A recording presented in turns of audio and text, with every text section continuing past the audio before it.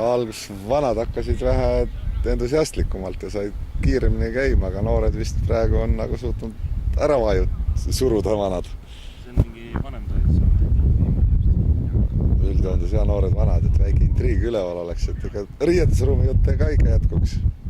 Räägime üldiselt, mis järgmised päevad või mis mehi ees ootab? Ei, järgmine see lähipäevad on kerge jooks ja jõusaal ja nagu üleminek puhkuselt ettevalmistusele ja peale jaanipäeva siis hakkab nagu tõsisem ettevalmistus pihta. Ja mis siis tuleb?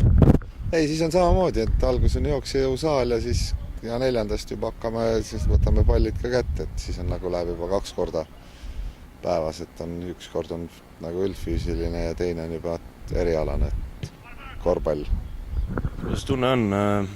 Näete juba, kellest võiks saada meeskonna liidrid? Oi, praegu ei näe, et see on alles esimene jalgpalli mängivad ju. Selge see, aga kaptenit midagi sellist ei ole selle peale veel mõelnud. Ei, paar meest on puudu, kui kõik 18 meest koos on, siis saab kapteni valimistele mõelda. Selge, jalgpalli ka jälgite telekast? Noh, niivõrd kuivõrd, natuke ikka. Pöialt hoiad? No praegu tundub, et Euroopa klubid või Euroopa riigid on väga nutuses seisus, aga ikka Saksamaal.